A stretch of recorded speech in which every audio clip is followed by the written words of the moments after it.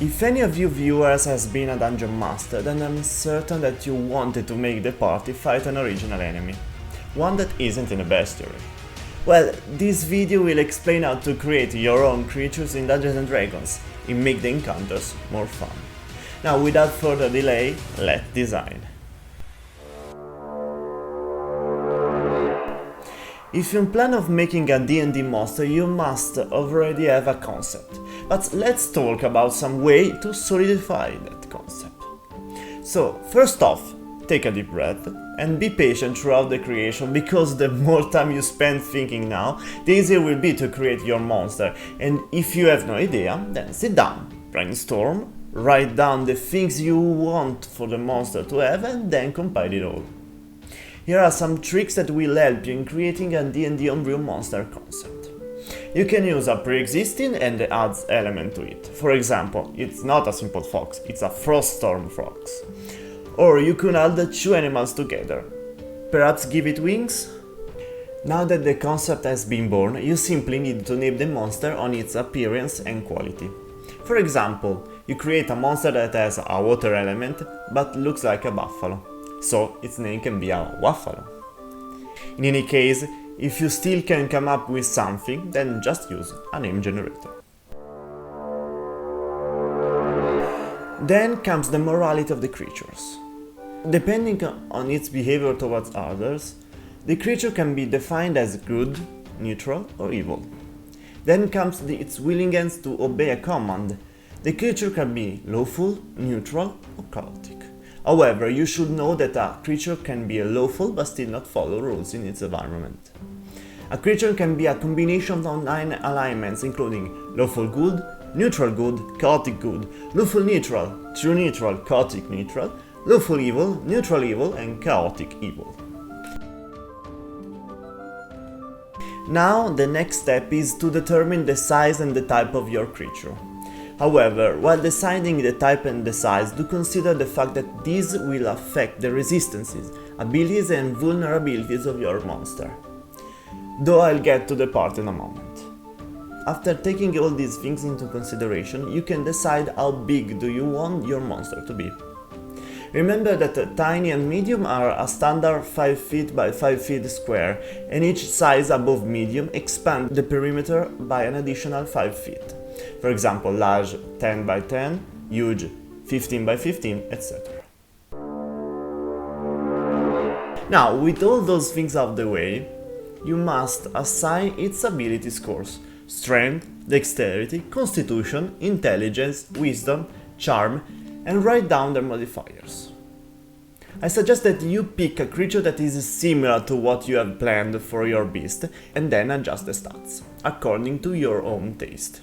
Then assign its armor class by adding 10 to its dexterity modifier. However, if it is too low for you, then you scale it up as much as you like. Remember that the armor class of a creature should be justified. It has to be explained. If it is a monster, you must mention the value of its natural armor beside the armor class value of the creature. After that, determine what will be the hit points of your creatures this way. Choose the number of life dice that you have as you like. The type of the dice will be determined by the creature's size. Keep in mind that you will be needed to add or subtract, if negative, its constitution modifier after you multiply it for the number of dice.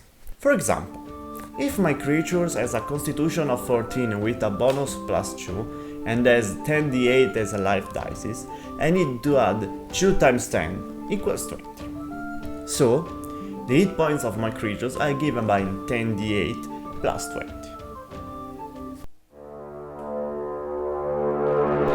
So let me give you guys a little explanation about challenge rating, because it is often confused as the level of the creature, but it is actually a statistical value that gives you the upper maximum difficulty of the monster that your party is able to challenge. However, it is just a rough estimation, and it does not evaluate whether the party is optimized for that sort of enemy or not. So the next question is, how to calculate the challenge rating? I will leave in the description a useful tool that I often use that will help you to calculate the challenge rating of your creature. This is a complex topic and I will talk about it in a future video. So if you are new here, make sure to subscribe to this channel and don't forget to hit that bell icon so you'll never miss any updates. So now the next step is to assign vulnerabilities to specific types of damage, if you want your creature to be weak to those. Instead, if you want it to be more resilient, then assign resistances and immunities. However, be thoughtful when deciding these traits, because they will heavily impact the effective hit points and the challenge rating of the creature. After going through all these steps, now we get to the part which is probably your favorite one. That's right, choosing your creature's attacks, actions, reactions and its special traits. First off, you have to calculate the creature's attack bonus. You can do that by choosing the ability score modifier that your creature uses, according to what it uses to attack. After that, add the creature's proficiency bonus and boom! You have your attack bonus. Once you have done that, determine the type and the amount of damage that it deals. But first, you will have to identify the attack dices and then add the creature's ability modifier as you do for the normal playable characters. Now we have arrived at the final stage, which is simply choosing the senses, speed and languages that your creature is able to speak. So, for that you will have to specify the creature's senses.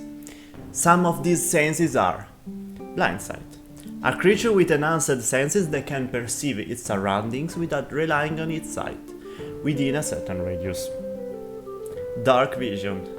As the name suggests, this ability allows creatures to see in dim light, though the creatures can see colors in darkness, only 50 shades of grey. Tremor sense. This ability allows the monster to detect and find out the origins of vibrations within a specific radius. However, that does not work with aerial creatures. True sight.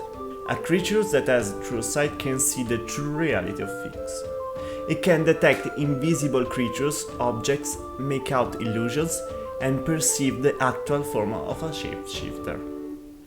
Once you've added the senses of the creatures, then comes the time to add its walking speed.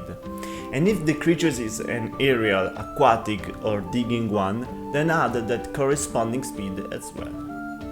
Then, determine if the creatures can use telepathy or not. Also, determine the language it can understand. Just take into consideration that a huge bear won't have much to say. These are all the things that you will need to make your own creatures in Dungeons & Dragons.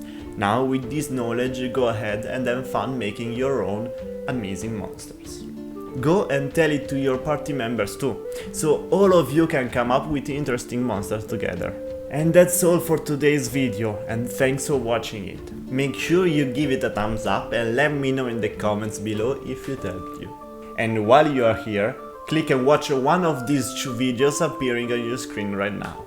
I will see you there. Stay tuned and until next time, have fun!